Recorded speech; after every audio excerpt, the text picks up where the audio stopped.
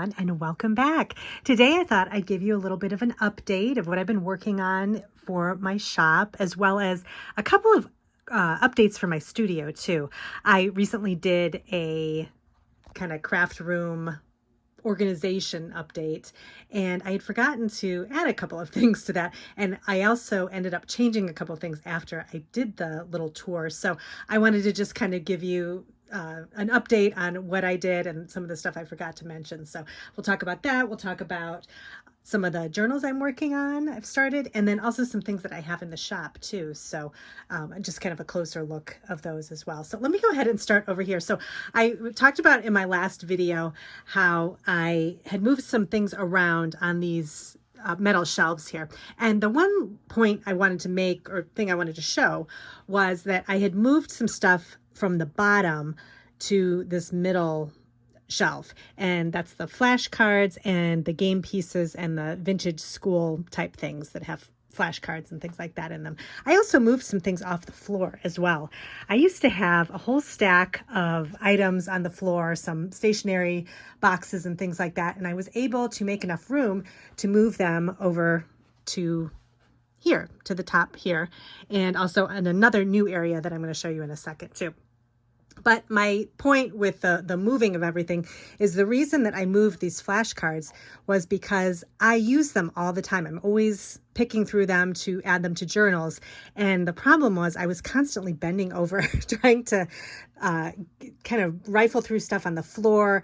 And I couldn't see what I was needing to see. I had to reach back behind, and that's something, as most of you know, in a studio space, you don't want to have to struggle to find your supplies. You want to be able to easily reach for them. You don't want to have piles of things on top of each other. And I wasn't taking my own advice, and there were some things that needed to move around. So this was an example of that. So I'm so happy with just moving the flashcards up to this middle shelf, because now I can just stand here and kind of go through what I need, and I can see what I have, and it's not a hard thing to look through. And then on the bottom, I made enough room here where I was able to move some. I had a cart sitting on the floor that I had some games, these games stacked up on. I was able to move these over into this area, and so those fit nicely there. And I'm not always going into those games all the time. I'll reach for them sometimes for some of the game pieces, but otherwise I think that's a fine place for them. And then I was able to kind of just rearrange a few things, move my pattern envelopes up a little bit so I can kind of see those. And then I also did some stacks of magazines that were crowding my space kind of over to the left here. So I was able to make a stack of magazines here that I can easily get to and see what I have. They are kind of stacked on top of each other, but this is better than how I had it kind of shoved underneath one of these shelves, and they didn't fit very well. Then I was able to add a basket back here, and I have all of my work basket catalogs. I love to collect these, and so I have a bunch of these, and they're all back here now in this little basket, and I can easily reach back there, I can even pull the whole basket out and just go through it. So that's nice too. Before, I had those kind of stuffed under this little area, this little drawer set here, and it was just kind of getting in the way. So I couldn't easily reach for those either. So that's a good spot for them too. I do have to move a couple of things, but it's not as bad as it was before. So that works out well too. And then I also added my I love these little cards. These are little florist cards, and I had these stacked up on the floor. Now I have them up on the shelf, and so I can easily see those as well. And then I had shown in my last video, I had a cart over here, my foldable cart, that I had a few things stacked up on, but then I left the top clear. Well, I ended up deciding that I had enough space underneath my scrapbook table right here that I could put another little shelf under here and make some room for the things that were on the cart, as well as some other supplies, some recipe cards, and some stationery supplies that were, again, getting kind of crowded on my shelves and drawers. And then I have a little space for them down here. So this works out really well too. I'll kind of pan out and you can see the table. I love this table so much. I have it listed in my Amazon shop. It changes all the time, like the type of table or the company it's from, but it's basically the same thing. It's a pub table that you use in like a smaller apartment. And it's nice because it's countertop height, and you can actually put chairs, it's open underneath so you can fit chairs under there. But I never sit down when I'm in my studio. I'm usually just walking around and, doing the different projects. So I don't like to sit for a long time. So I just kind of walk around, and so I really don't need a chair, but I can always pull one up if, I find it necessary, but I don't right now. So there was enough space under here where I got another one of these little shelves. They're kind of like a little garden trellis on the side. They're really cute. And I'll talk more about my other ones that I have like that in a second. But I was able to fit one of these perfectly underneath this table. And so I moved I had all of my recipe cards and boxes kind of shoved under a basket under my metal wire shelves. So now I took them all out of the boxes and I have them in these little repurposed plastic drawers. I was using these drawers for pens, and then I changed my desk, and so now these were empty. So these are perfect for recipe cards. So I love to collect the current brand recipe cards from the 60s, 70s, 80s, usually those time periods. So I was able to kind of fit all the recipe cards in these drawers. I've got some little memo pads too that are kind of kitchen related. So I have all of my recipe card things here. I also took my recipe tins and I filled them completely with recipe cards too. So I have a collection that's on my metal shelves, and then I have this one too that I've just got recipe cards in here. So it's nice that I had those empty before. I don't know why I didn't fill them with cards. So now this works out really nicely too, and I can have this displayed. Down here I have more stationery items. I collect so much stationery from, vintage stationery. So I wanted to, again, take those out of the boxes and kind of have those out so I could actually see what I have. So I have another set of these little plastic drawers. I think these are Sterilite. They're just like the little mini Sterilite drawers. And I have Post-it-notes or Post-it notes here, and I can see what I have. I had all of these in boxes before, and I really didn't need to save the boxes. So I've got all these really cute cards in here. I can kind of see everything I have. Sorry, that was my dehumidifier. It just popped on, so I had to go turn it off. And then on the third shelf at the bottom here are my large boxes of stationery that I actually had on the rolling cart. So I was able to fold up my rolling cart, put it away, and have way more room just to walk through my craft area. I always said I didn't want to block any of the walking spaces. So I basically have my table here. I have a space where I can kind of walk around here, get where I need to go.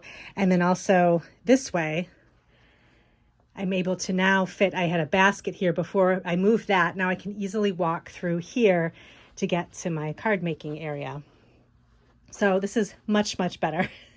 And then I moved the basket that I have over there back over here. And some of you might remember, back up a little bit. Some of you might remember that I had created a collage area in this section here where I had the two kind of garden trellis shelves here, and I had all of my collage supplies here. Well, after I had made my most recent kind of craft room update tour, I decided that really wasn't working for me because I was never collaging in my studio space here where I create my journals and cards. I would always kind of do it somewhere else, kind of off to the side where it was just, there wasn't so much, I guess, stuff around me that I couldn't concentrate. So I prefer to do kind of collage over by a window or doing something. My craft room is in the basement, so there isn't a lot of light down here or anything. So I figured, you know what, I'm going to move the collage stuff to another area where I enjoy sitting and doing that, and then leave some more room for some of my vintage supplies and kind of create less of a crowdedness in every other part of the studio. So here I kept one of the shelves and then I moved the other shelf. I'm going to show you in a separate video my collage space. It's just a really tiny area. I have a little desk and one of these shelves where I have all my collage supplies. So I'll go through that in a separate video, but I kept one of the shelves, and this I keep my washi tape that I use for my journals. So kind of like the brightly colored washi tape, the gingham, the cute bright colors that I like to use for my journals. And then I have, this is overflow for flashcards. I have a ton of flashcards. So I just have these in the boxes here on this shelf. So I'll work through those, and eventually this shelf will probably be used for something else. And then down here, I just have some of the books that I have available in my shop, like these little Whitman books here. I just thought they're really cute to display. So I've got them out on display while they're still available. And I just have them down here. And then of course I have my little Cupid dolls. I have 3 of them, and there's one over by my bead area, and I just love collecting little Cupid dolls. I think they're so cute. I always say I can't collect too many, because then that becomes like too many Cupid dolls. But these are just the cutest ones that I ever saw at thrift stores.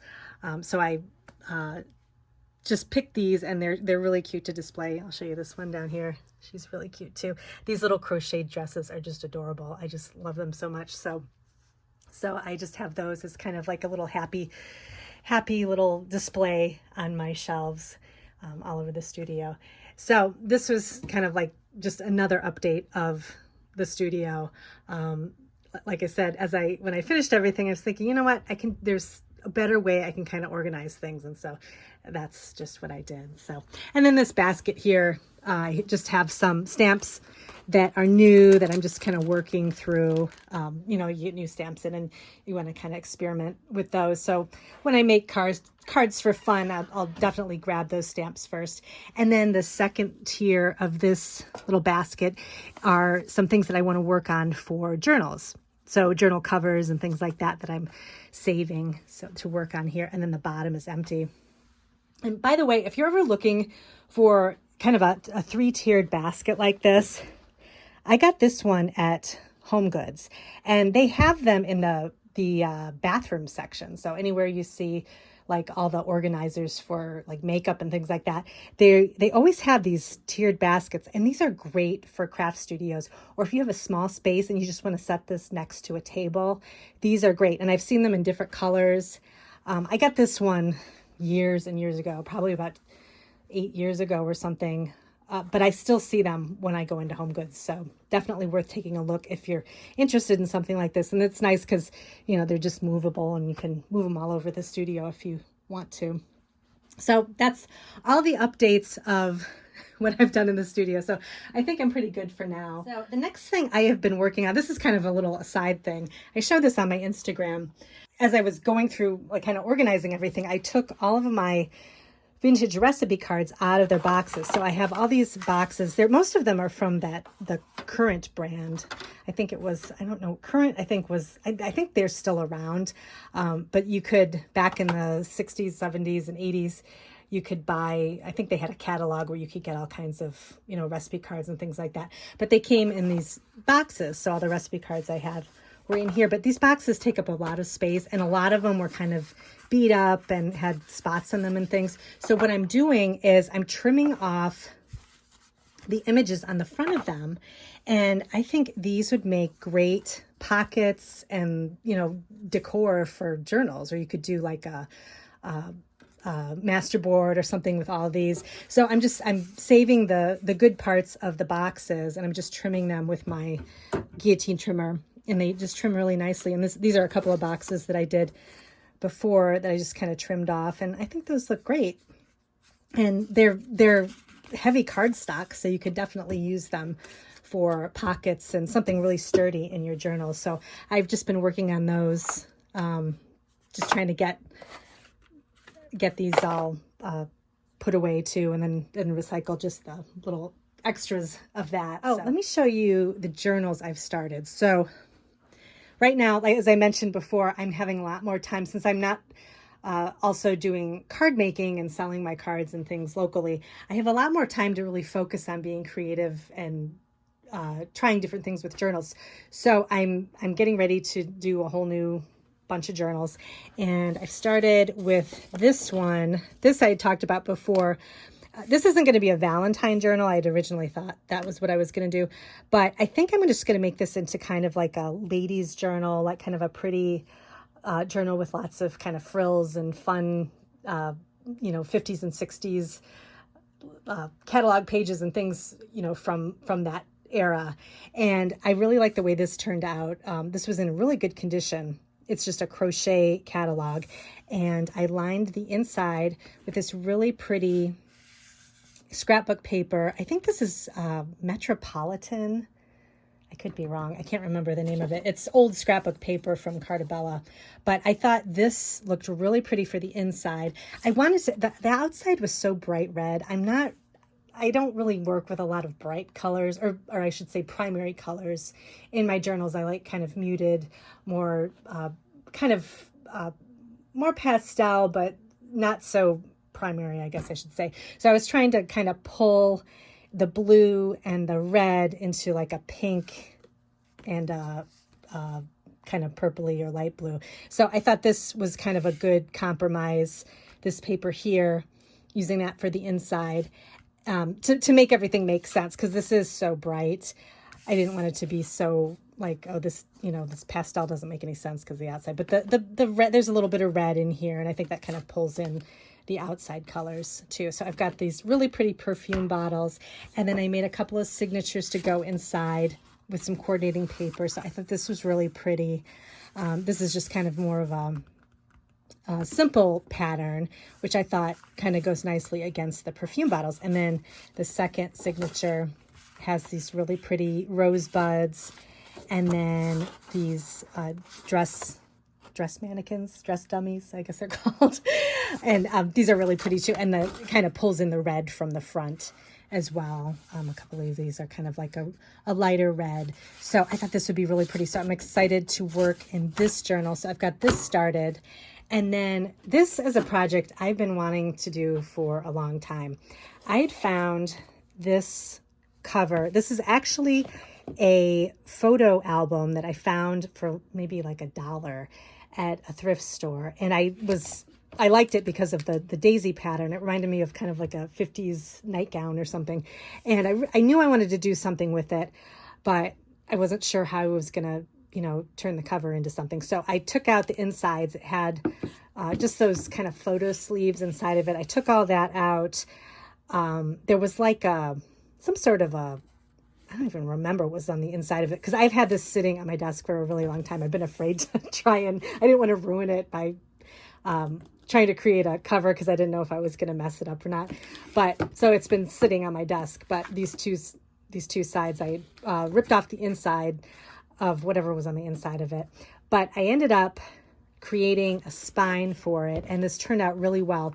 And the tricky thing with this type of cover is it's kind of got, I don't know if you can see, I don't know if it's like a padding, but it's just sort of a thicker, it's a lot of photo albums have this. It's kind of like a puffy type look to it, where there's something inside of it. I don't know if it's like a extra cardboard or what, but it's just kind of puffy.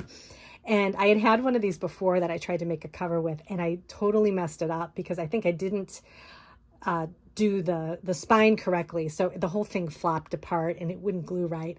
And I realized the mistake that I made was not doubling up on the spine. So I used this book board to make a spine. And if you can see right there, I glued 2 spines together to thicken it up so that it was level with the puffy part of the cover, if that makes any sense.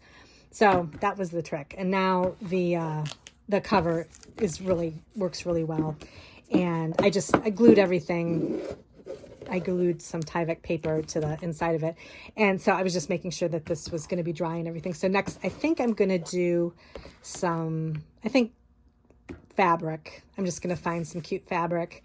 I've got a ton of it. So I'm just going to go through my fabric and find something that coordinates really nicely with the daisies. And then I'll keep you updated on what it looks like. You can follow me on Instagram, because I always put kind of like little updates on projects I'm working on, so you can kind of see the metamorphosis of this journal. But this is actually going to be a journal that I'm just going to keep for myself.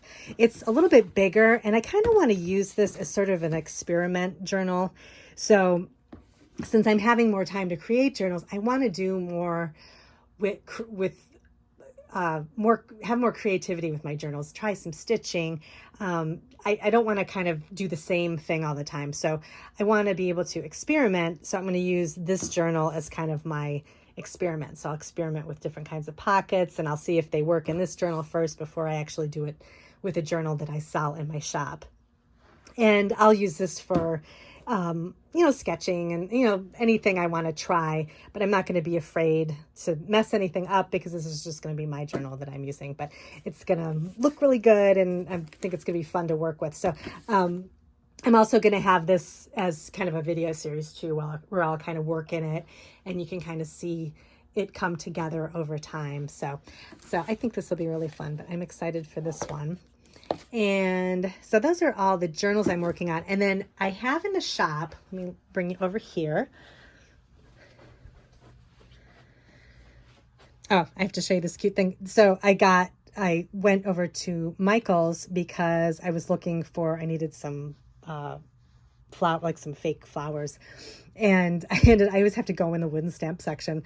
And this stamp was in there. It was the only one left. And I thought it was so cute. I like the font of it, the handmade with I think that would be cute for either my journals or even the back of a card. I mean, it's kind of big, but that's okay. I think it would be cute. And then I grabbed some more. I love these little fat quarters. I got some gingham ones. I use these for my journal spines a lot. So I just grabbed a couple of those over at Michael's. And then I'm putting together, I have some larger Valentine ephemera packs. I also have a Valentine journal still available, so definitely take a look at that. But I also wanted to put together some smaller packs of vintage Valentine items just for kind of a different price point. So I wanted to just show you really quick what these are. So this is just a little mini pack of some bits and pieces.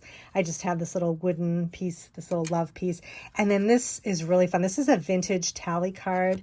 And I thought the Valentine images were so pretty, and it's just blank inside, so it's cute. You can use it for journaling, and then it's got a little string on it. You could even hang it inside of a journal to put some journaling. And then you get a vintage coaster, this cute Cupid orange soda label, and then rainbow Valentine memo sheet. And then this is really fun. This is from Pink Panther. I found this was kind of a random find a couple years ago. A bunch of Valentines I found at the thrift store, and they were Pink Panthers, so definitely blast from the past. And then just I kind of intermingled some color-coded or kind of Valentine color-coded items in here as well.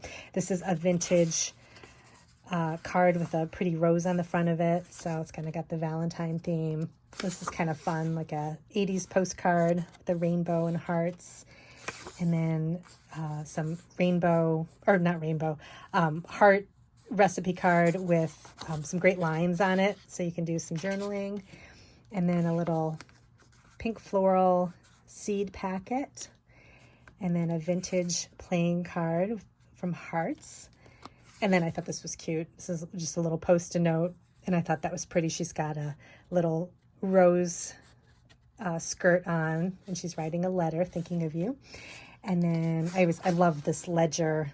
I've got a bunch of this ledger. I forget what size these are, but they're big index cards. But it's got kind of the pink lines on it, so I thought that kind of coordinated with Valentine's Day. And then just a couple of pieces of stationery, that kind of 80s heart, and then the rose as well. So you get like little bits of ephemera plus some paper in this one. And then this one is just straight stationery. So I've got a few pieces of that heart stationery, a rose card, just a little blank card you can write in. Another rainbow postcard. And then a couple of Valentine postcards with some animals on the front of it, the panda and the cat. And then this is a pretty rose post-it. That's really pretty vintage rose. And then I thought this was really pretty too. Just a little heart garland with little scalloped edged stationery here you can write on.